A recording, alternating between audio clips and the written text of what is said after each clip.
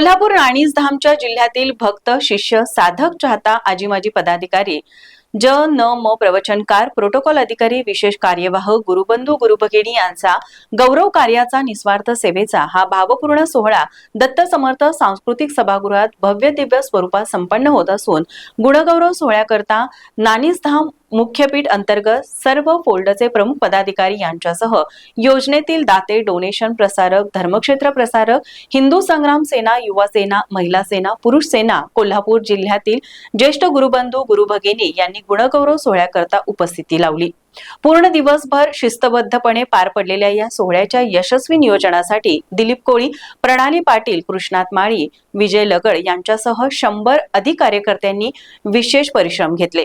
यावेळी प्रमुख मार्गदर्शन करताना हाच नामेजून आलेले मुख्य कार्यकारी अधिकारी सुनील ठाकूर यांनी आगामी काळात अध्यात्म आधारित कार्यकर्त्यांच्या बळावर नाणी संस्थान आरोग्य आणि मूल्य शिक्षणावर मूल्य शिक्षणाची व्याप्ती वाढवून असल्याचे सांगून त्यामध्ये सर्वांनी आपले योगदान देण्याचे आवाहन त्यांनी यावेळी केलं। सुनील ठाकूरजी आपला समावेश आहेत।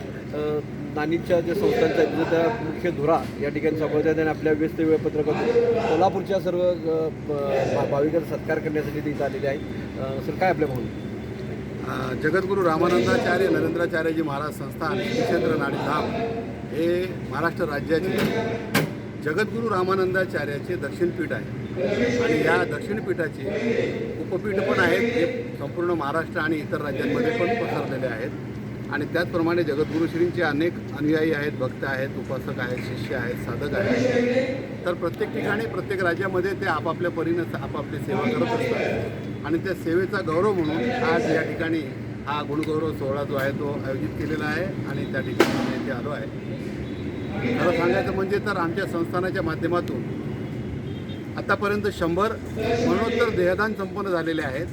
म्हणजे जगद्गुरू श्री नरेंद्राचार्यजी सांगतात की जिवंत असताना आपण सत्कर्म करतोच, पण मेल्यानंतरही आपल्याकडून सत्कर्म होऊ शकतात आणि त्या अनुषंगाने आपल्या मृत्यूनंतर आपला देह जो आहे तो मेडिकल कॉलेजला दान केला तर त्यावर अनेक डॉक्टर्स प्रशिक्षित होतात आणि ते हजारो लाखोंचे जीव वाचवतात। त्याचप्रमाणे रक्तदान म्हणा, वर्षातून एकदा आम्ही महाराष्ट्र राज्याला 1 लाखाच्या वर बॉटल रक्त दरवर्षी आपल्या